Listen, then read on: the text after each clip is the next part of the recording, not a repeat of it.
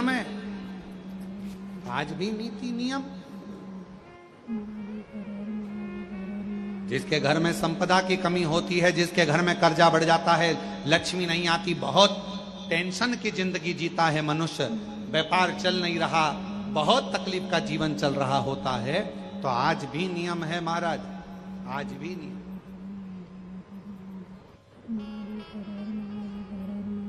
कि सोमवार शुक्रवार ये 2 बार ऐसे हैं, इन 2 बार को यदि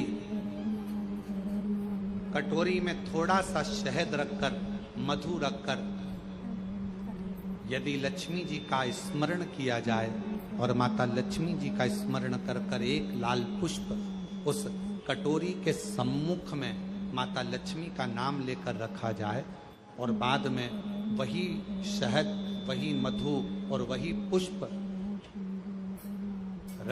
सोमवार का दिन और शुक्रवार के दिन लक्ष्मी का पूजन कर कर, स्मरण कर कर, दूसरे दिन शुक्रवार के दिन पूजन करें, शनिवार के दिन उस मधु का, उस पुष्प का विसर्जन करें, सोमवार के दिन पूजन करें लक्ष्मी जी का स्मरण कर कर, और मंगलवार के दिन अगर विसर्जन करें, 5 या 7 सोमवार या शुक्रवार को यदि आप मधु का भोग लक्ष्मी जी को लगाना प्रारंभ कर दें, शिव का नाम स्मरण कर कर, तो उसके घर में कभी संपदा की कमी नहीं होती, लक्ष्मी उस संपदा को बढ़ाती। और हम तो यहां तक कहेंगे, प्रयास करो, अगर आपके घर में छोटा सा शिवलिंग विराजमान है, आपके घर में अगर छोटा सा शंकर जी का शिवलिंग है, छोटा सा शंकर भगवान का शिवलिंग है, या आपके घर में कुबेरेश्वर धाम का कंकर है, और आपके घर में यदि शंकर भगवान का शिवलिंग है, या सीहोर का रुद्राक्ष हो, या शंकर भगवान का शिवलिंग हो, या कंकर शंकर हो, तो निवेदन है जहां पर भी शिवलिंग आपके घर में विराजमान है, अगर छोटी सी कटोरी में एक बेलपत्र को आप नीचे रखिए, छोटी सी कटोरी उस बेलपत्र के ऊपर रखकर उसमें थोड़ा सा मधु, शहद शंकर भगवान की साक्षी में शिव जी के सामने अगर शुक्रवार की शुक्रवार रखना प्रारंभ कर दो, धीरे धीरे संपदा की वृद्धि अपने आप होना प्रारंभ होगा। शुक्रवार के दिन बेलपत्री के वृक्ष के नीचे बैठकर घृत का दिया लगाकर शरीर में जो रोग है उसका स्मरण कर कर, शंकर जी से विनय कर कर, हे भोलेनाथ, आपने शुक्र देवता को संजीवनी मंत्र दिया है, तो क्या आप मेरे को वो मंत्र प्रदान नहीं करोगे? मेरे रोग, मेरी बीमारी, मेरे दुख को आप नहीं हरोगे? शिव से कहो, ये शरीर आपने दिया है और भजन करने के लिए दिया है, स्मरण करने के लिए दिया है, कीर्तन करने के लिए। यह स्कंद पुराण कहती है महाराज कि भगवान नारायण स्वयं इस जड़ के नीचे अपना विश्राम करते हैं महाराज, इस जड़ के नीचे। प्रयास करा करो, एक चुटकी हल्दी, कितनी? मात्र एक चुटकी हल्दी आंवले के वृक्ष के नीचे भगवान हरि हर महादेव के नाम से रखकर उस पर पूर्व मुख कर कर, पूर्व की ओर मुख कर कर जल समर्पित करना प्रारंभ कर दीजिए। आप अगर प्रयास करेंगे, शुक्रवार की शुक्रवार करें, या नवमी की नवमी करें, अष्टमी की अष्टमी करें, प्रदोष की प्रदोष कर लें। मन जब दो होने लगे तब एक श्वेत पुष्प लेकर उस सफेद पुष्प में थोड़ा सा हल्दी और कुंकू का लेपन कर कर किसी भी शंकर के मंदिर में, शंकर के शिवलिंग पर यदि ब्रह्मेश्वर महादेव का नाम लेकर उस फूल को, पुष्प को समर्पित किया जाता है, फूल को चढ़ाते समय, फूल जब समर्पित किया जाता है तो फूल का जो मुख है, जैसे ये डंडी है फूल की, और फूल का जो मुख है, जहां आप बैठे, इधर बैठे हैं तो इधर, उधर बैठे हैं तो उधर, इधर बैठे हैं तो इधर, फूल का मुख अपनी ओर होना चाहिए। उस भगवान शंकर के शिवलिंग पर ब्रह्मेश्वर महादेव का नाम लेकर यदि वो श्वेत पुष्प, हल्दी और कुंकू लगाकर समर्पित करा जाता है तो व्यक्ति का मन बार बार डामाडोल नहीं होता और वो एकाग्र चित्त होकर अपनी मंजिल तक पहुंच जाता है। वो ब्रह्मेश्वर। एक पात्र में जल और दूध ले लीजिए, शुक्रवार का दिन। तो कहोगे गुरुजी ये कथा कहां से निकाल के लाए हो? तो विष्णु पुराण में से आप उसको स्मरण कर सकते हो। काय में से? विष्णु पुराण में से। एक पात्र में देसी गाय का दूध, जल उसमें रखकर, और आपके अगर लड्डू गोपाल हो, यदि आपके घर में ठाकुर जी हो, लड्डू गोपाल हो, विष्णु जी का कोई स्वरूप हो, श्री हरि का कोई स्वरूप हो, तो उस पर शुक्रवार के दिन आप संध्या के समय पर दुर्वा डालकर उस दुर्वा से अगर लक्ष्मी जी के नामों का 108 बार उच्चारण कर कर, घी का दिया लगाकर, कैसर के चावल साथ में रखकर केवल उस जल का और दूध का मात्र छींटा देते हो, तो उसके घर में कभी लक्ष्मी की कमी नहीं आ सकती, संपदा बढ़ती चली जाती है। 108 बार लक्ष्मी के नाम का मात्र उच्चारण कर लेने पर, भगवान विष्णु के चरणारविंद पर, भगवान विष्णु के चरणों पर केवल उस दुर्वा का, जल का, दूध का सिंचन कर देने से भी लक्ष्मी की वृद्धि होती, लक्ष्मी देती, दुर्वा बढ़ती है। और दुर्वा का एक बहुत सुंदर गुण है महाराज, बहुत सुंदर गुण है दुर्वा का। जहां पर उसके भीतर गांठ आती है ना, वहां से 2 रास्ते बना देती है। बोलो बनाती कि नहीं बनाती? कभी दुर्वा देखी होगी आपने। जहां गांठ आई वहां 2 रास्ते बनाएगी, फिर गांठ आई फिर 2 रास्ते बनाएगी, फिर गांठ आई फिर 2 रास्ते बनाएगी। दुर्वा का क्रम ऐसा है कि हम भगवान को दुर्वा क्यों देते हैं, उसका कारण यह है कि मान लो हे परमात्मा, हे शंभु, हे गणेश, हे प्रभु नारायण, अगर मान लो मेरा एक रास्ता चलते चलते गांठ पड़ जाए, एक रास्ता मेरा बंद हो जाए, तो वहां से मेरे दूसरे रास्ते खोल देना। इसलिए दुर्वा भगवान को समर्पित करी जाती है। दुर्वा को समर्पित करने का क्रम ही यही है कि मेरे मार्ग खुल जाए, मेरी राह खुल जाए, मेरा मार्ग चारों तरफ खुलता चले। दुर्वा नीचे की ओर चलते चलते मार्ग खोलती चली जाती है।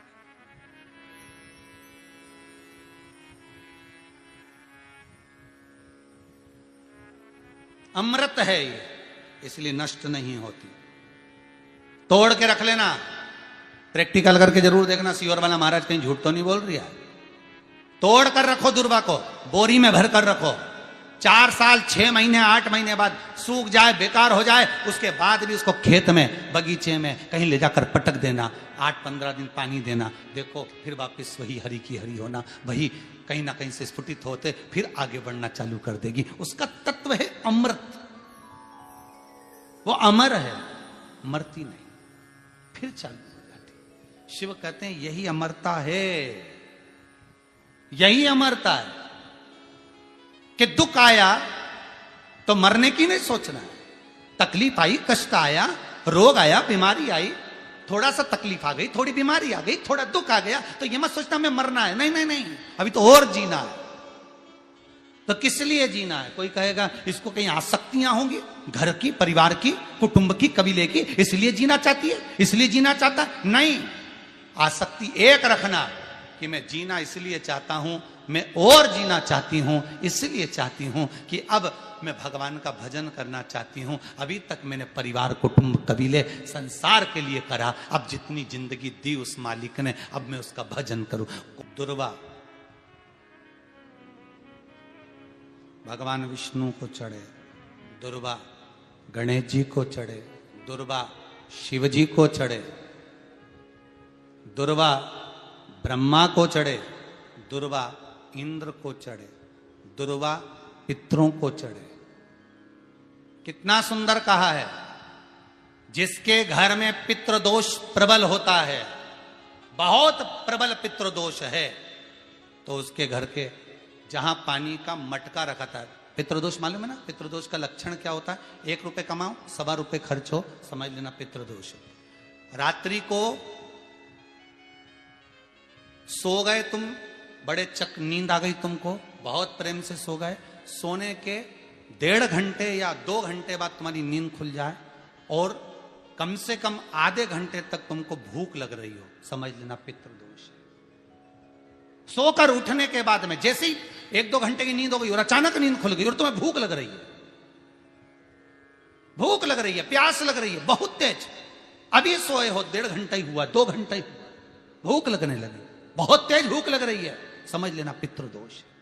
पितृ भूखे हैं, भोजन की याचना कर रहे हैं, भोजन की याचना।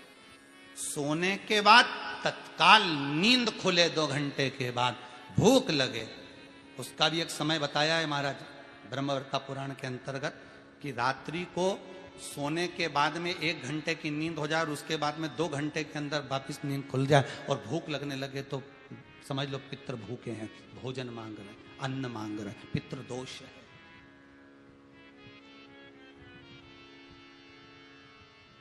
पितृदोष का कुछ कुछ वर्णन किया गया है। घर में एक पात्र के चक्कर में, एक बेडशीट के चक्कर में, एक सामान के चक्कर में विवाद हो रहा है तो समझ लो पितृदोष है। 1 रुपया कमाया, सवा खर्च हो रहा है, पितृदोष है। घर में एक बीमार, दूसरा फिर बीमार हो गया, तीसरा फिर बीमार हो गया, एक ठीक हुआ, एक बीमार हुआ, पितृदोष है। पितृदोष का भाव तो उसके लिए करना क्या है? शिव महापुराण की कथा कहती है सुंदर, गणेश जी का चरित्र वर्णन करता है स्कंद पुराण कहती है, विष्णु पुराण कहती है कि दुर्वा 21 दुर्वा की गांठ बनाकर, 7 गांठ 21 दुर्वा की बनाकर जो अपने पितरों का मटका, मटका मतलब परिंदा, हंडा जो भी पानी का भरते हो, उसके नजदीक में मात्र एक कटोरी में चावल रखकर उसमें अगर दुर्वा रख देता है तो मात्र 5 या 7 दिन में पितृदोष समाप्त होना प्रारंभ हो जाता है। उसके घर में लक्ष्मी की वृद्धि होने लगती है, सुख शांति अपने आप आने लगती है, उसका क्लेश समाप्त हो जाता है। दुर्वा में वो गुण है जो पितृ भी उसका भाग अमृत तत्व प्राप्त करना चाहते, अमृत देना चाहते। और सरल भाषा में समझिए, जिसकी फैक्ट्री नहीं चल रही हो, फैक्ट्री में बार बार कुछ तकलीफ आ रही हो, गाड़ियां नहीं चल रही हो, 4 व्हीलर गाड़ियां ले रखी हैं, कभी ट्रक गड़बड़ हो रहा है, कभी ट्रक में ये हो रहा है, कभी गाड़ी में ये हो रहा है, कभी बस में ये हो रहा है, बस एक काम करना है, दुर्वा का थोड़ा सा भाग लेकर पानी के लोटे में उसको डालकर 5 अक्षत के दाने उसको पटक कर उस गाड़ी के अंदर उस कलश को रख दो, बस आधे घंटे के लिए, और उस पानी को चक्के के चारों तरफ डालते डालते जाइए दुर्वा के साथ में, तकलीफ नहीं देगा। फैक्ट्री का भी यही प्रमाण है। दुर्वा में वो अमृत तत्व छुपा है जिसका सुख आनंद दे जाता है, आनंद। शिव पुराण कह रही है महाराज, दुर्वा का एक नाम और है, उसका नाम है अमृत जन्मा। क्या नाम है? अमृत जन्मा। दुर्वा का एक नाम और है। मारवाड़ी लोग इसको ध्रुवी बोलते हैं, ध्रुव बोलते हैं। दुर्वा का वो सुख, शंकर भगवान गौ माता दूध की धार लगाती है, इसलिए दुर्वा का दूध से बड़ा मिलन है, बड़ा आनंद है, बड़ा सुख है। कोई भी ग्रह अनुकूल नहीं है, सब बेकार चल रहे हो, सब प्रतिकूल चल रहे हो, दूध के पात्र में दुर्वा डाल लो, पीपल के वृक्ष के नीचे चढ़ा कर आओ, राहु केतु शुक्र शनि जो भी गड़बड़ है सब सुधरना चालू हो जाता है। दुर्वा का वो सुख। जिस नदी में स्नान करो, तीर्थ में जाकर उस नदी के पास में कोई बगीचा लगा हो, वहां की दुर्वा को तोड़कर स्नान करते समय नदी में मात्र विसर्जन कर देने पर पितरों को पिंड पहुंच जाता है। मात्र उस दुर्वा का विसर्जन कर देने पर पितरों को पिंड का भाग मिल जाता है। अभी ना तो तुम्हारे पास में आटा है, ना तुम्हारे पास में चावल है, ना तुम्हारे पास में पिंड है, ना कोई तुम्हें संकल्प छुड़ा रहा है, ना कोई तुम्हारे पास में वस्तु है, उसके बाद भी पितरों को भाग मिल रहा है। काय से? केवल एक दुर्वा के तत्व से। स्नान करने से पहले पवित्र नदी में, गंगा यमुना नर्मदा सरयू आदि किसी पवित्र नदी में आप स्नान कर रहे हो, वहां के बगीचे में घूमकर आप जाते तो हो, पैदल ही नहाने जाते हो, तो घाट के आसपास में कोई बगीचा, वहां की दुर्वा तोड़ ली, एक दुर्वा नहाने से पहले अपने पूर्वजों पितरों के नाम से नदी में छोड़ दी। फूल तो छोड़ते ही हो, दिया भी छोड़ते हो, बस एक ही चीज नहीं छोड़ते, वो दुर्वा, और वो ही काम की, वही काम की। तुम कुछ छोड़ो ना छोड़ो, एक दुर्वा का भाग छोड़ दिया, वो पितरों के लिए सुख प्रदान करने वाला। शिव पुराण कह रही है महाराज, देवताओं को अमृत कितनी बार मिला? एक बार। दुर्वा को अमृत कितनी बार मिला? जम के बोलिए, 5 बार। कार्य सिद्धि के लिए 5 दुर्वा गणेश जी को चढ़ाई जाती है, आज भी नियम।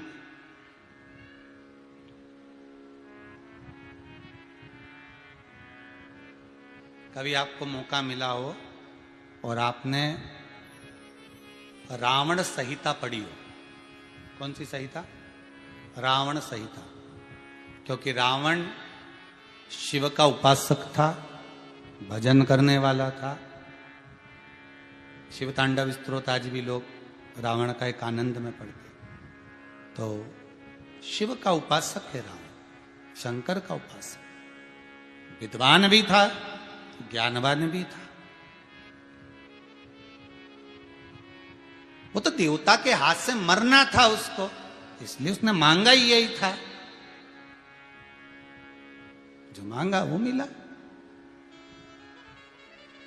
तो रावण संहिता अगर किसी ने पढ़ी हो तो उसको मालूम होगा, रावण संहिता में 4 तरह के तिलक का महत्व बताया। कितने तिलक? 4। उन 4 तिलक में सर्वश्रेष्ठ तिलक रावण बताता है। एक तिलक सर्वश्रेष्ठ है, वो है दुर्वा। जो दुर्वा होती है, उस दुर्वा को जलाकर उसकी भस्म तैयार कर कर उसमें गाय का, श्वेत गाय, कौन सी गाय? सफेद। उस गाय के शरीर पर कोई दाग ना, उसके शरीर पर पूर्ण तरह से श्वेत हो, ना लाल उसमें कोई धब्बा हो, ना काला धब्बा हो, ना कोई कलर हो, बस केवल श्वेत। रावण संहिता में 4 तरह के तिलक का प्रमाण दिया। तो एक तिलक रावण संहिता में वर्णन आया, एक तिलक का जो व्याख्यान वर्णन किया गया, उसमें दुर्वा को जलाकर राख कर कर भस्म बनाकर उसमें गाय का घी, देसी गाय का घी मिलाकर और उसका बिंदी, उसका तिलक मस्तक पर लगाकर या नैनों में सुरमा लगाकर जो व्यक्ति जिस किसी से मिले वो उसका हो जाता है। उस दुर्वा में इतना प्रबलता आ जाती है, अमृत तत्व जुड़ा हुआ है दुर्वा के। रावण संहिता में 4 तिलक बताएं, उसमें से सबसे 4 तिलक में अलग अलग, एक बेलपत्री की जड़ का तिलक है, एक आंकड़े की जड़ का तिलक है। रावण संहिता में 4 तिलकों का वर्णन है, उसमें मुख्य है सबसे ज्यादा।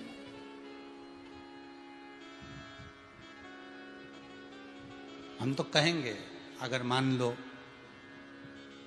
वैसे तो नौकरी करने जाओ, सर्विस करने जाओ तो आंख में काजल लगा कर जा नहीं सकते, नहीं तो लोग ही कह देंगे कहाँ से आया है। मालूम पड़े तुम नौकरी के लिए इंटरव्यू देने जाओ और आंखों में काजल लगा के चले जाओ, तो फिर भी एक प्रयास करना, फिर भी एक प्रयास करना, उस दुर्वा का जो काजल बनाओ, मूछे हो, दाढ़ी हो, कहीं कहीं पर भी उसकी एक बिंदी लगाकर चले जाओ, वो असर करेगी और आपको वो जॉब मिल ही जाएगा, ये पक्का है।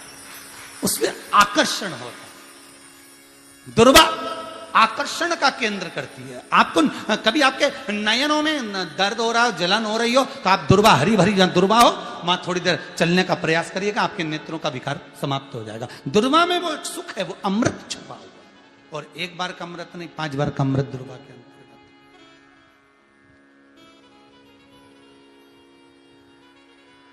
कौन से देवता हैं जिनके ऊपर दुर्वा का जल दूध में मिला हुआ छीटा जाए? श्वेत गाय के। देखो दूध का प्रमाण बार बार दुर्वा के साथ आया, उसका कारण क्या है? क्या कारण हो सकता है उसका? उसका एक कारण है, समुद्र मंथन के समय पर सबसे पहले कुछ निकला था, तो समुद्र मंथन में सबसे पहले निकली थी गौ माता निकली थी।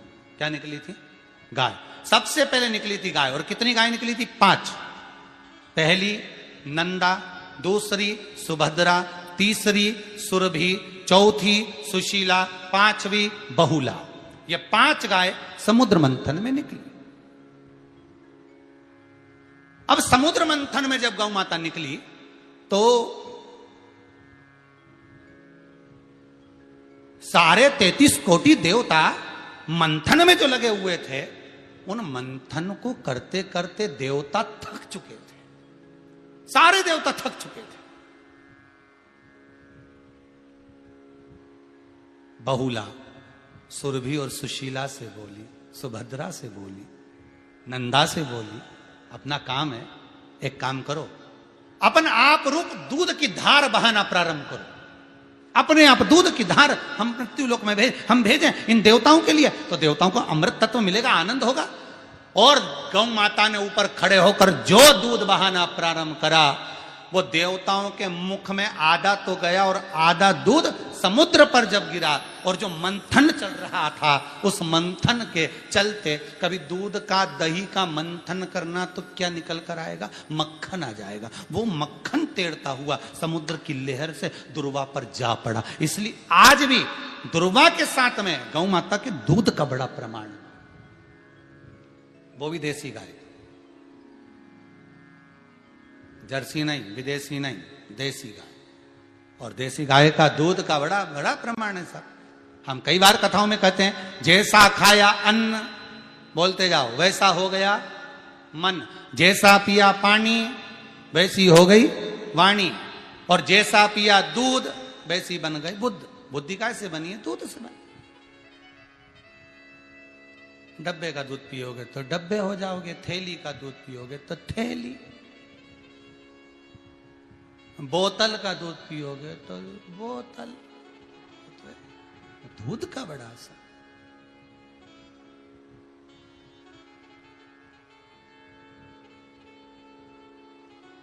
गौ माता के दूध का कहा, एक पात्र में जल और दूध ले लीजिए, शुक्रवार का दिन। तो कहोगे गुरुजी ये कथा कहां से निकाल के लाए हो? तो विष्णु पुराण में से आप उसको स्मरण कर सकते हो। काय में से? विष्णु पुराण में से। एक पात्र में देसी गाय का दूध, जल उसमें रखकर, और आपके यहाँ अगर लड्डू गोपाल हो, यदि आपके घर में ठाकुर जी हो, लड्डू गोपाल हो, विष्णु जी का कोई स्वरूप हो, श्री हरि का कोई स्वरूप हो, तो उस पर शुक्रवार के दिन आप संध्या के समय पर दुर्वा डालकर, उस दुर्वा से अगर लक्ष्मी जी के नामों का 108 बार उच्चारण कर कर, घी का दिया लगाकर, कैसर के चावल साथ में रखकर, केवल उस जल का और दूध का मात्र छींटा देते हो, तो उसके घर में कभी लक्ष्मी की कमी नहीं आ सकती, संपदा बढ़ती चली जाती है। 108 बार लक्ष्मी के नाम का मात्र उच्चारण कर लेने पर, भगवान विष्णु के चरणारविंद पर, भगवान विष्णु के चरणों पर केवल उस दुर्वा का, जल का, दूध का सींचन कर देने से भी लक्ष्मी की वृद्धि होती, लक्ष्मी देती।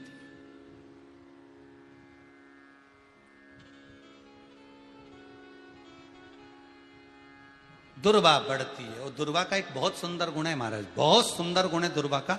जहां पर उसके भीतर गांठ आती है ना, वहां से 2 रास्ते बना देती है। बोलो बनाती कि नहीं बनाती? कभी दुर्वा देखी होगी आपने। जहां गांठ आई वहां 2 रास्ते बनाएगी, फिर गांठ आई फिर 2 रास्ते बनाएगी, फिर गांठ आई फिर 2 रास्ते बनाएगी। दुर्वा का क्रम ऐसा है कि हम भगवान को दुर्वा क्यों देते हैं, उसका कारण यह है कि मान लो, हे परमात्मा, हे शंभु, हे गणेश, हे प्रभु नारायण, अगर मान लो मेरा एक रास्ता चलते चलते गांठ पड़ जाए, एक रास्ता मेरा बंद हो जाए, तो वहां से मेरे दूसरे रास्ते खोल देना। इसलिए दुर्वा भगवान को समर्पित करी जाती है। दुर्वा को समर्पित करने का क्रम ही यही है कि मेरे मार्ग खुल जाए, मेरी राह खुल जाए, मेरा मार्ग चारों तरफ खुलता चले। दुर्वा नीचे की ओर चलते चलते मार्ग खोलती चली जाती है।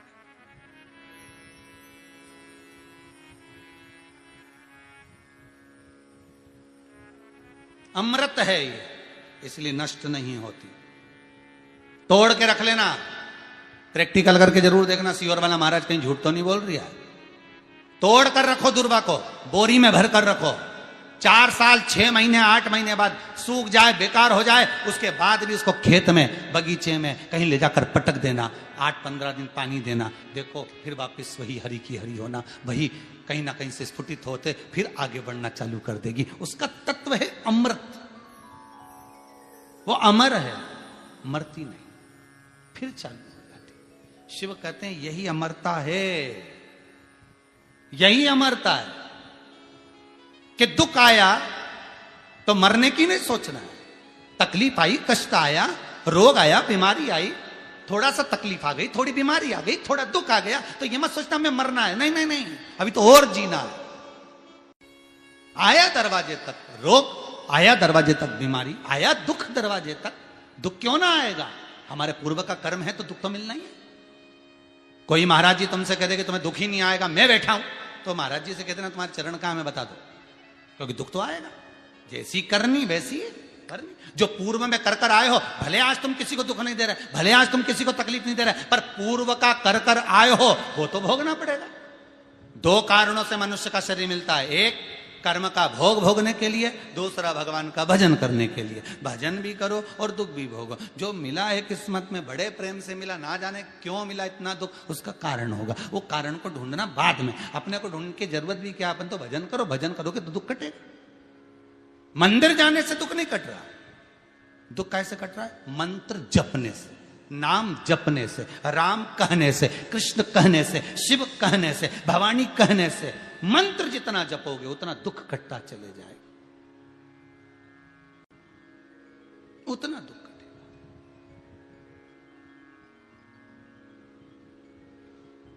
भोला सब दुख काटो म्हारा, ओ भोला सब दुख काटो म्हारा।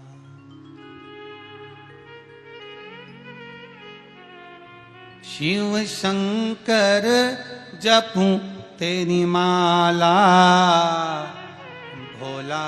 जैसे व्यक्ति का कोई काम नहीं हो रहा हो, बहुत दिन से लगे, बहुत समय से लगे, ये काम हो ही नहीं रहा, तो शंकर जी का नाम को उल्टा कर कर जपना चालू कर दो। नमः शिवाय ओम। आपको लगे कि आपके घर में शांति बिल्कुल नहीं है, क्लेश बहुत ज्यादा है, बहुत ज्यादा तकलीफ, हमारे घर में कुछ न कुछ जरा सी बात पर विवाद होता ही है, तो प्रयास करिएगा कि आप काली तिल थोड़ी सी, एक काली मिर्ची और 7 लौंग, क्या क्या तिल चीजें हैं, काली तिल, काली मिर्ची, 7 लौंग, केवल ये हथेली में रखकर अपना नाम और गोत्र बोलकर अपने दरवाजे से बाहर निकलकर किसी भी शंकर के मंदिर को समर्पित करिए। शिव पे नहीं चढ़ाने दें तो शंकर की चौखट पर रखें। महाराज, घर में कभी क्लेश नहीं होगा, बिल्कुल शांति, सहजता, प्रेम आपस। भगवान देवाधिदेव महादेव को जल चढ़ाते हैं, उसके 5 अलग अलग तरीके हैं। बहुत सावधानी से सुनना कथा, आपकी और हमारी जिंदगी की सार्थकता को सिद्ध करने वाली कथा। आज पंजाब की इस पवित्र भूमि पर अगर यह प्रसंग निकला है तो इसको आप अगर सुनेंगे तो आपका जीवन सार्थक होगा। शिव जी को 5 तरह से जल चढ़ाने का तरीका है। जैसे पंचामृत होता है, दूध, दही, शहद, घी, शक्कर, ये सब पंचामृत के अंतर्गत आते हैं, उसी तरह शंकर जी को 5 तरह से जल चढ़ाने का क्रम वर्णित किया गया। अब उसको समझेंगे, बहुत सावधानी से समझिएगा। पहला, जल लेकर आए, सीधे डायरेक्ट शंकर भगवान के शिवलिंग पर चढ़ा दिया, यह प्रथम जल का चढ़ाने का तरीका। दूसरा, जहां से पानी बहकर जाता है, जहां से जल बहकर जा रहा है, उसके ठीक विपरीत जल उत्तर में जा रहा है, आप दक्षिण में खड़े होंगे और दक्षिण में खड़े होकर उत्तर की ओर मुख करेंगे और शिव जी को जल समर्पित करेंगे। यह रोग मुक्ति करने वाला है और हमारे रोग पर हमें विजय प्रदान करने वाला है। यह जल चढ़ाने का तरीका। एक, सीधे मंदिर में गए, लोटा भर कर जल उठाया, शिव जी को चढ़ा दिया। दूसरा जल, जहां से पानी बहता है, शिव जी का चढ़ा हुआ जल जहां से बहकर जाता है, उसके ठीक विपरीत में शिव जी का जल इधर जा रहा है तो तुम यहां खड़े हो, तुम यहां बैठो, यहां मत बैठना, यहां मत बैठना, इधर बैठो। अगर रोग का निवारण है तो यहां बैठकर। तीसरा, अशोक सुंदरी से जल चढ़ाते चढ़ाते शिवलिंग तक लेकर जाना और शंकर भगवान के शिवलिंग पर पूर्ण जल समर्पित करना। यह तीसरा तरीका, यह कार्य की सिद्धता के लिए। हम जब किसी से आस न लगाकर परमात्मा से विनती करते हैं तो वो विनती करने का तरीका। तीसरा। चौथा, शिवजी पे चढ़ा हुआ जल 5 जगह पर समर्पित करना।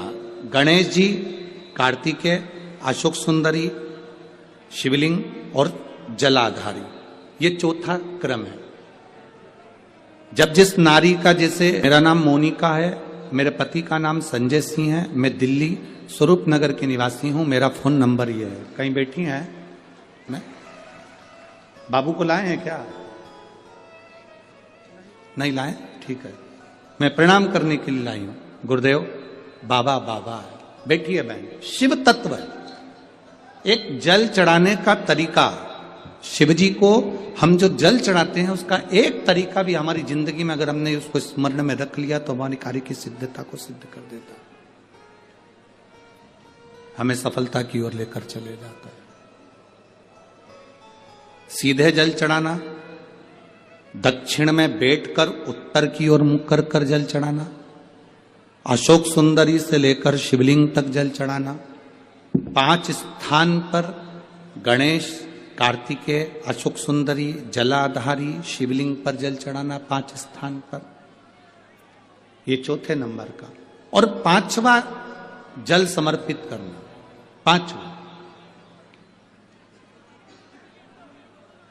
5वें नंबर का जो